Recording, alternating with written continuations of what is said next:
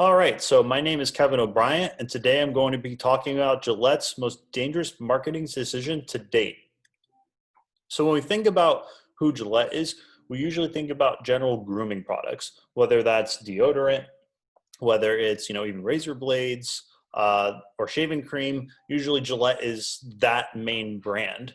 Now, when we dig deeper into who Gillette is or where they came from, it actually came from an individual named King C. Gillette.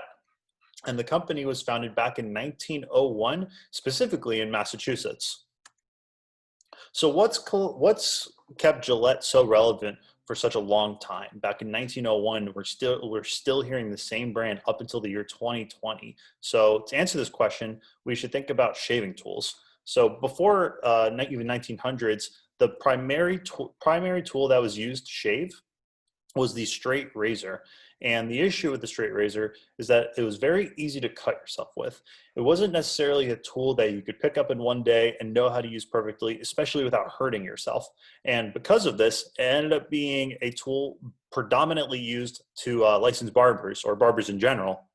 And you always had to go to someone else to be able to, groom yourself essentially. And Gillette saw this problem and really saw a big opportunity and even seeing a market in it. And that being said, they created the first safety razor. And the reason why this became such a popular tool was because it was so much safer to use in comparison to a straight razor. And because it was so safe to use, it ended up being accessible to anyone. Even to this day, everyone's still using safety razors, even myself, across the board. And this ended up giving Gillette their biggest success ever. And, of course, now Gillette has a whole line of products, but safety razors are still their forefront of revenue. So with this presentation, we're going to talk about how big companies like Gillette use social issues as essentially a harpoon for marketing advertisement campaigns. So this has been done by many, many, many companies. Some, just to name a few, we have Always, we have Airbnb, Nike, and then obviously what we're going to talk about today is Gillette's campaign, The Best Men Can Be. So the Best Men Can Be campaign got a lot of attention from everyone. For one, it was obviously during a Super Bowl commercial, so everyone was seeing this. And two, it was addressing toxic masculinity. It was basically kind of trying to diminish the old way of thinking and having men, whether it's degrading others or degrading women or just trying to get rid of that old mindset of, what being a man means. Now, the goal or where this advertisement was supposed to do and the point it was trying to make had good intentions completely. But what's surprising is that even with its good intentions, the entire campaign failed. Now, who am I to say whether or not this advertisement was successful or it was a failure? The way to answer that is by looking at the financial data or seeing the advertisement from a dollar perspective. And when we do that, we see that they lost $8 billion right after the advertisement came out. So P&G, which is the umbrella company for Gillette, they lost about over $5 billion for share. But when we narrow it down to specifically on the Gillette business, we can see that they had an $8 billion non-cash write-down. So this was not a small number to ignore, even from a big company like Gillette. This was definitely something that's fractured their business, definitely to some extent. So we can definitely confirm that this was not the most successful advertisement in marketing. If anything, it was probably their biggest failure in marketing. Now let's look at this number from a different perspective. Let's look at it from a market share angle. And if we look at it that way, let's look at starting from the left. We can see that from 2005 and all the way up, basically up to currently, they had very little to no change in market share. They've managed to keep their 70% market for so long, which is obviously a success on its own. But we could see that eventually, right when the ad came out, they had their first major drop off in market share in almost 2 decades. Specifically, 7% decline, as we could see on the chart on the right side. And 7% doesn't sound like a lot, but if you think about it, 7% was $8 billion. So this was not a number to take lightly. And this is definitely, a financial proof that this was not a successful advertisement and that, something had to be done differently or they didn't do something, which I'll get into a little bit later.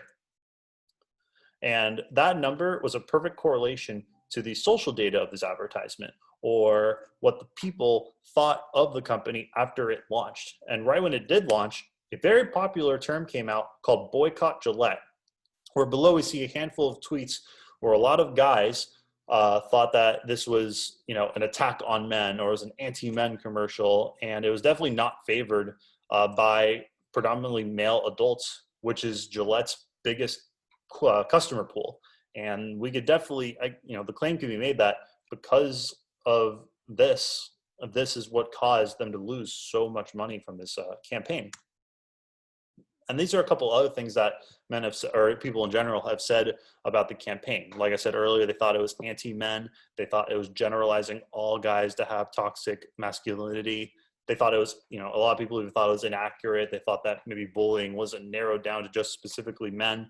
And another huge one was the choice of director. It was actually recorded by a female, which doesn't sound like much of a problem. But if we think about it, why was a man not able to talk on toxic masculinity themselves when that is the whole point of the advertisement? So this was definitely something that didn't look too good on them as a brand, and something that people definitely took away from them, and what's caused them to lose a lot of their fan base. Now, another advertisement to talk about in comparison is Dove, and called "You're More Beautiful Than You Think," and they were addressing self-love and self-acceptance. The reason why I'm bringing them up right now is because they addressed another very popular social issue, but the big difference from them and Gillette is that Dove ended up being very successful. So successful that they're still maintaining a very high increase in sales, but as the campaign launched, they had over time a 30% increase in overall sales from their campaign. So we can see that this was definitely something that's helped them as a company, that they did it correctly, and that social issues aren't deemed to be a set for fail strategy. So why was Dove able to do this, but Gillette failed at it? Well, that's what I'm going to talk about right now.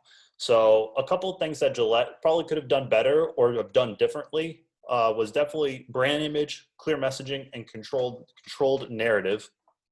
So when we're talking about brand imaging, we need to think, if I were to release this advertisement to the world, how is my company going to be perceived? Or how am I going to look as a brand overall from my main customer base or people outside of it? What is the worst case scenario and best case scenario? And this definitely felt like that when you watched the ad, where maybe they weren't too sure how they'd be perceived from it, right? It was too black and white. It was too vague to really tell. And that's where it gets into the clear messaging, where when you're releasing any kind of messaging, whether it's a campaign advertisement or an email, you want to be very clear about what you're trying to convey. Because there was so much going on in the advertisement, the messaging wasn't too clear, right? There was bullying at one point. There was some toxic masculinity, but there was a lot of claims indirectly made during the ad. So it was definitely not the clearest of messages. And then lastly was, the narrative. Because there were so many ways people perceived it, whether it was anti-men, or it was generalized driven, or anything like that. It was too many unpredictable factors when they released this advertisement. So especially when it comes to communication and even with marketing, you want to limit how many different ways someone could perceive your message. Obviously, as a company, you want them to analyze your ad one way. You don't want them to have 20 different ways to look at it. You want to lower that number as much as possible, because obviously it's impossible to make everyone think the same way you want them to, but you could definitely narrow that number down if that's a focus. And these were a couple of things that Gillette could have done better. This is not just limited to Gillette.